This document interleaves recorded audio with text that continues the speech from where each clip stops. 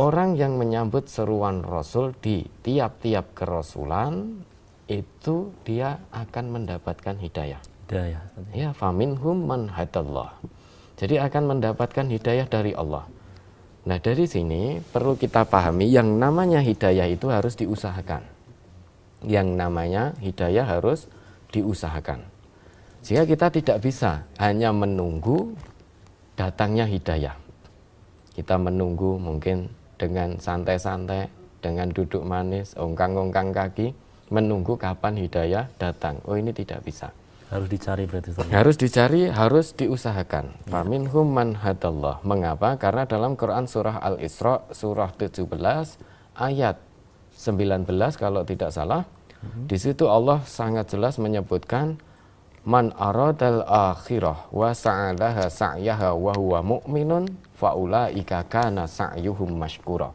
Barang siapa yang menghendaki kehidupan akhirat dan dia berjalan ke arah itu dengan sungguh-sungguh, artinya bersungguh-sungguh untuk mendapatkan kebahagiaan akhirat dan dia seorang mukmin. Nah, ini untuk menjadi orang yang beriman, syaratnya dia harus mencari, harus berusaha. Harus berusaha dengan sungguh-sungguh. Maka dia akan menjadi seorang mukmin.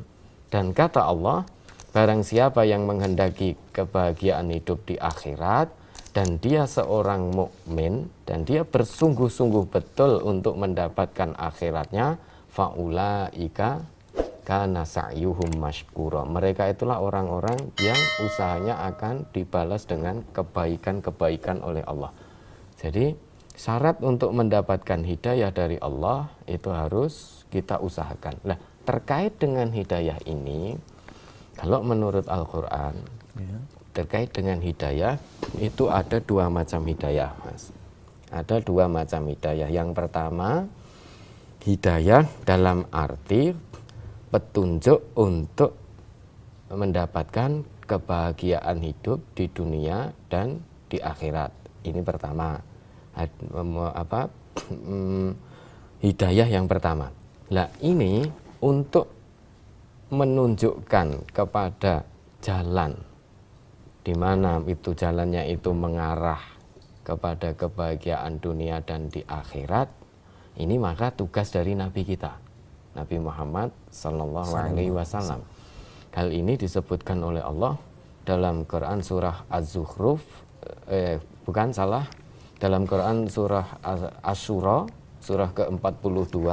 Nanti coba Mas Sofyan juga cek kalau ada salah atau saya lupa bisa diluruskan.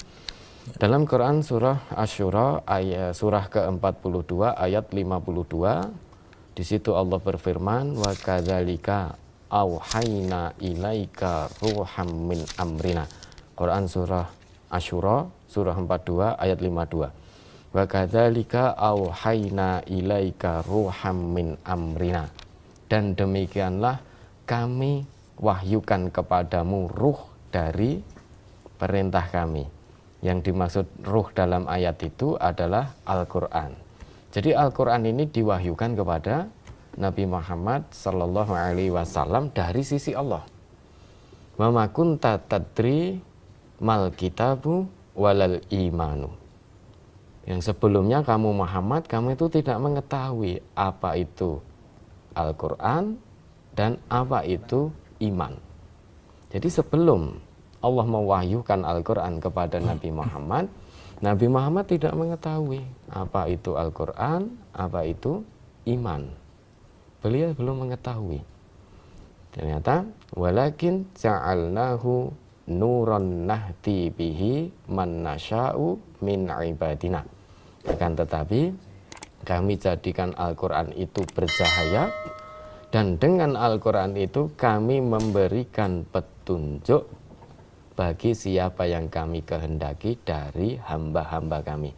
Artinya memang ayat ini membicarakan Allah memberikan petunjuk kepada siapa yang dia kehendaki. Tetapi ingat, di situ Allah menjelaskan walakin ja'alnahu nuran nahdi bihi. Kan tetapi kami jadikan Al-Quran itu sebagai cahaya, dan dengan cahaya itu atau dengan Al-Quran itu kami memberikan petunjuk kepada siapa yang kami kehendaki. Artinya seseorang yang mau mentadaburi Al-Quran dengan betul, dengan sungguh-sungguh murni hanya mengharap ridha Allah, tunduk patuh betul kepada Allah, menjalankan agama Islam ini dengan sungguh-sungguh, berlandaskan pada Al-Quran dan Sunnah, maka secara otomatis dia telah mengusahakan hidayah Allah. Maka dia akan mendapatkan hidayah Allah, karena kehendak Allah ini akan terjadi kalau yang bersangkutan itu mengusahakannya. Kehendak Allah baik itu hidayah ataupun kesesatan. Tidak ada yang namanya Allah menyesatkan hambanya, tidak ada.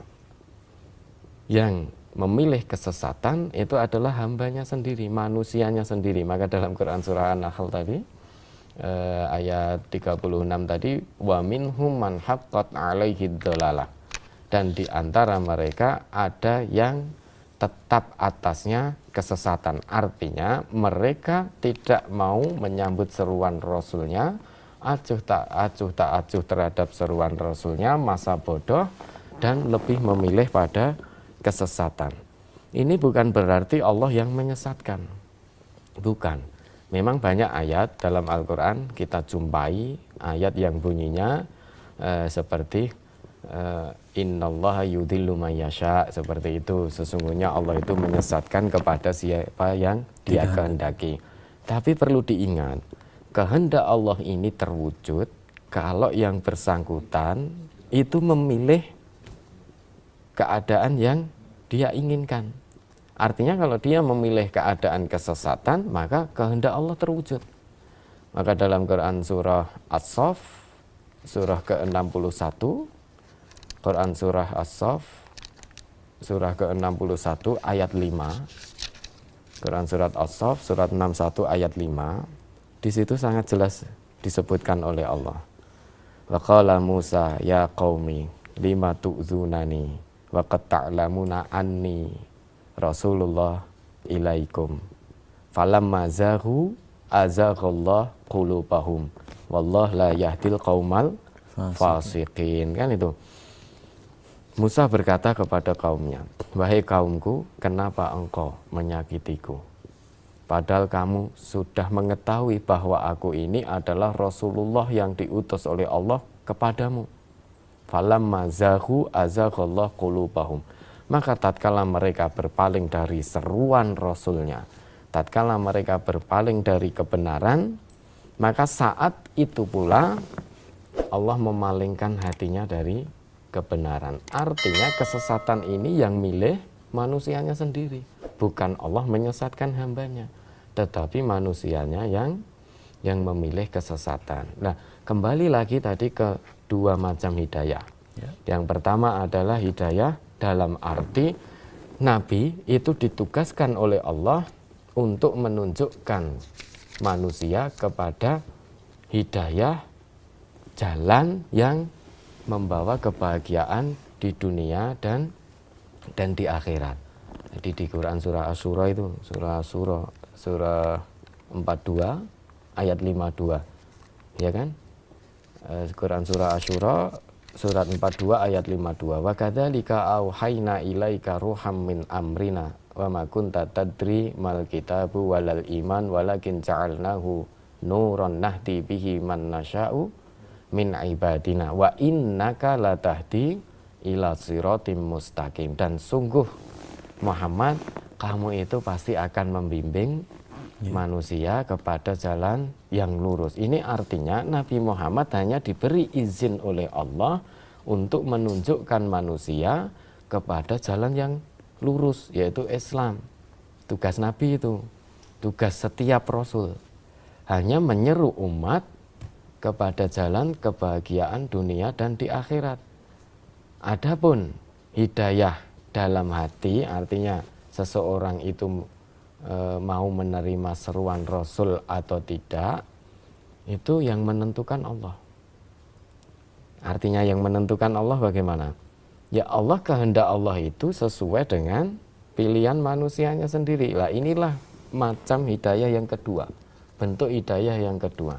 Hidayah kedua itu adalah petunjuk ke jalan yang lurus serta kemauan dan kemampuan mengamalkan isi dari petunjuk itu sendiri. Nah, ini yang bisa memberikan hidayah kepada seseorang itu pada hakikatnya hanya Allah SWT. Namun demikian sunnatullah tetap berlaku. Artinya kalau seseorang itu berusaha untuk mendapatkan hidayah, untuk mendapatkan kehidupan akhiratnya, maka saat itulah Allah memberikan petunjuk, memberikan hidayah. Kalau Nabi hanya sebatas diberi, diizinkan oleh Allah untuk menunjukkan ini loh jalan yang lurus, jalan menuju kebahagiaan dunia dan akhirat. Lah, perkara hidayah yang kedua itu pada hakikatnya hanya Allah yang memberikan. Maka sekalipun Nabi sangat ingin memberikan petunjuk kepada orang-orang yang beliau cintai, tetap tidak bisa. Innaka la tahdi man ahbabta walakinnallaha yahdi may yasha. Quran surah Al-Qasas surah 28 ayat 56. Innaka la tahdi man ahbabta walakinnallaha yahdi may yasha. Sesungguhnya engkau Muhammad tidak akan bisa memberikan petunjuk walaupun kepada orang-orang yang sangat kamu cintai. Kan tetapi Allah lah yang memberi petunjuk kepada siapa saja yang Allah kehendaki. Artinya tergantung usahanya. Berarti Tergantung usaha.